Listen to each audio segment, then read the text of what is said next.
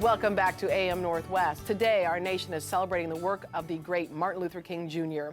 And here to share the valuable life lessons we can all learn from Dr. King, we welcome success coach Kemy Joseph. Good to see you. Thank you so much for having me. So let me ask you personally, how were you inspired by Dr. Martin Luther King Jr.? I was growing up and learning about him and learning about what he did to motivate people and encourage people to, more importantly, be nonviolent in times of such disparity, times of segregation, times of injustice, and how that helped to shift the way that I'm able to live and think about, in a lot of ways, how I'm one of the dreams of his coming true, of being able to even be here with you right now. Right. And just seeing that all that hard work went into giving me the possibility to study like he did, to work like he did, to speak like he did, and be a young black man in this world.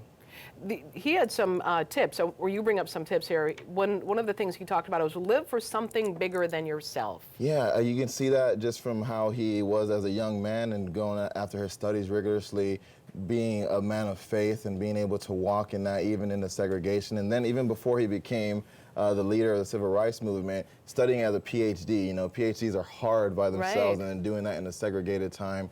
And seeing him then step into that role of saying, I'm going to be a target, I'm going to be an inspiration, I'm going to be something bigger than myself, and that's that soul power that he talks about that allowed him to make such momentous change. You know, over the years, you'd think that what he has said over time would diminish, but it's more important, more than ever before, right? Absolutely. I mean, he talks about in his speech how that was 100, or in I Have a Dream speech, how that was 100 years after the Emancipation Proclamation, and 60 years later, we're still fighting similar struggles. Right. And how we as a country need to continue to heed those words and move forward.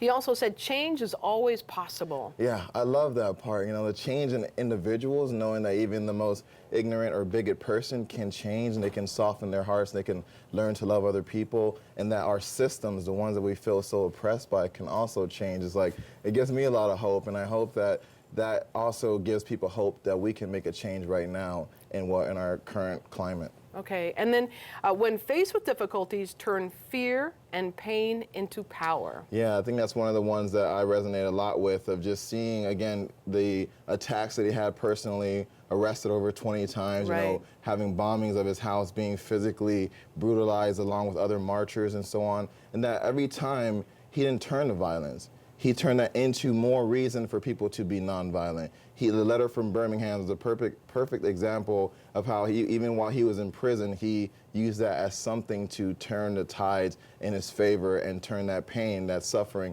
into power to motivate people and to keep inspiring them forward. Do you ever feel frustrated that enough is not being done to follow his word? Yeah, absolutely. And I mean, I think it's especially in my generation and younger, we kind of think the civil rights movement was just so long ago, right. Where there's people who are still alive who had gone through those same marches, who had suffered that. And again, as I said in the beginning of this, it gave me the honor to be who I am right now. And so think about how I need to do more, and we all need to do more in order to keep the movement moving forward and to make the changes that are necessary. Be creatively persistent. Tell me what that means. That goes right along with what I'm saying, that yeah. the idea of being persistent is one thing, right? I can keep nagging you, that's just going to make you irritated. But to be creative and to look at how I can get your attention, how I can get this person's attention, how I can bring different people to the table is a whole different conversation than just being bold and persistent. We have to know that it's about the minds and hearts of people, that it's not just about getting their attention, it's how we do it makes just as much of an impact as to what we're actually trying to do.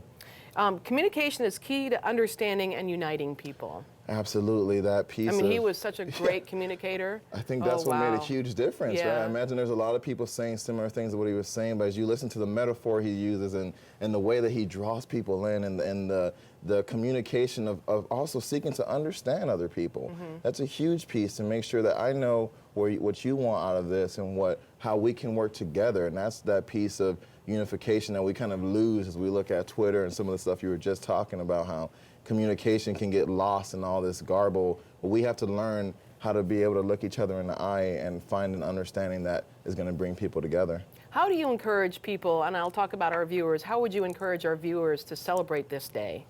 Take action. You know, this is one of the few national holidays that is a day of service. So do something that is of service. Even if you're going to sit at home, learn some more about Dr. King and all the other people who were part of the movement. And that, I think, those things, it helps people to be educated enough to know that the work is still needs to be done. If we sit complacent, then we just disgrace all the work that already has been done. So we just need to take action, and peaceful action, right? I want to very much clarify that. Right, we're in a time where a lot of fear and unrest is happening, and we look at how, like, the marches that are going to happen on the 20th, looking at how people can step up and take peaceful action in his memory. And do you think peaceful marches, they can make a difference? I think they're a catalyst for some things. Other things are people continuing to be a part of committees that help to change policy, help to educate people. So I think that there's a need to get the direct action out of there, and then also the need to sustain it.